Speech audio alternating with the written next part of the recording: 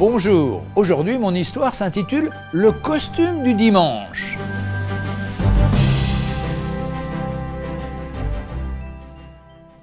Tous les étés, nous partions en vacances chez mes grands-parents.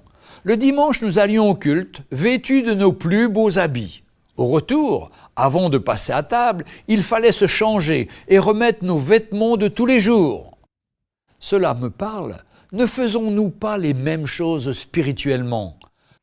Le dimanche, nous portons le costume du dimanche. Nous mettons notre masque du dimanche, notre sourire du dimanche. Pendant la louange, nous fermons nos yeux d'un air très inspiré.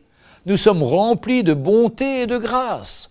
Nous avons un beau langage, bien spirituel. Et la semaine, nous remettons nos habits de tous les jours. Dans notre bouche, plus de louanges, et nous ne sommes jamais contents. La prière, non, je n'ai plus le temps. La lecture de la Bible, vite on lit la pensée du jour.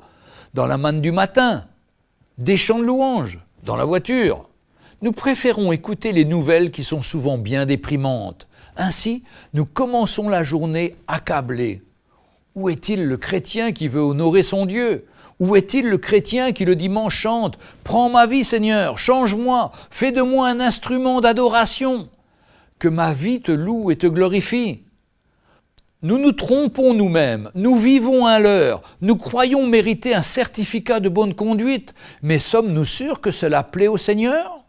Ne faisons pas partie de ceux à qui le Seigneur dira « Vous m'appelez Seigneur, Seigneur, mais je ne vous connais pas ».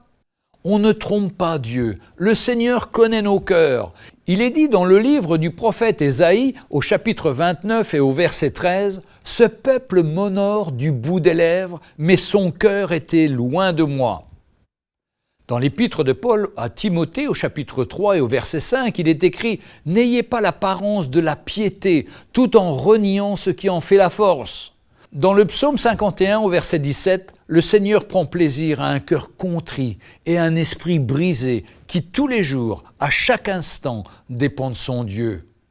Et encore, dans le livre de Tite, au chapitre 1, verset 16, « Ne soyons pas de ceux qui prétendent connaître Dieu, mais qui le renient par leurs œuvres. » Voici un engagement pour aujourd'hui. Gardons tous les jours nos habits du dimanche, sans hypocrisie, mais avec humilité. Nous sommes dans le monde, mais pas du monde. Que le contact avec le monde ne vienne pas